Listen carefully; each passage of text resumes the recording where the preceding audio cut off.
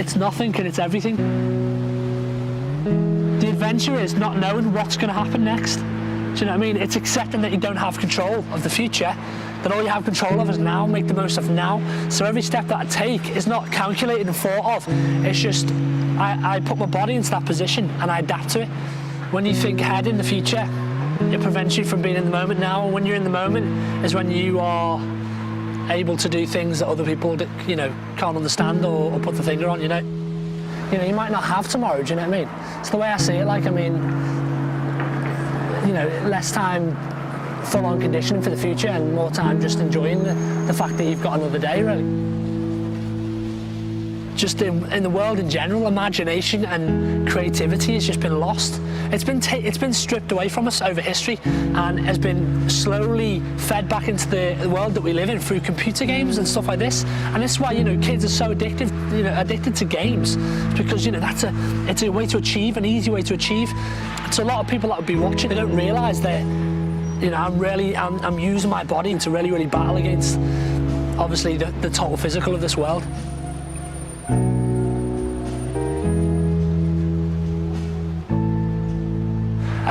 Used to do drugs, used to do all these things, and then one day I saw a guy do a wall flip in the street, and straight away I was drawn in. Didn't know why. At the time it was like, yeah, I want to learn how to do that.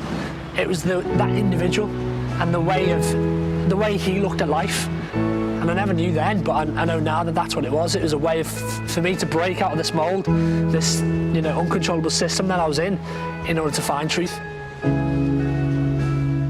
I don't do it to show off. I mean, I do it maybe to wake someone up or to you know, for them to ask the question, why are you doing this? And then that gives me then the opportunity to speak to them and tell them the reason why I do this.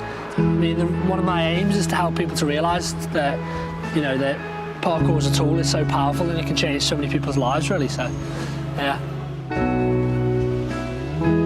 I found, you know, what I've been looking for through parkour, which is that relationship with God. And I feel that it's now with that responsibility and position that I have in the parkour community to be that good example and pass on the things that I've gained over the years, really. Confidence isn't gained over time of practice. It's like confidence is gained when you realise that you choose your own path. You choose to fall, you choose not to fall. Just that outlook on life helps me to be more free myself. Parkour is a tool that can be used for so much good, you know what I mean? And it's just for people to become aware of that before it gets too late and to the point where parkour becomes completely physical. It becomes just competition or, you know, about making money, and the message is lost.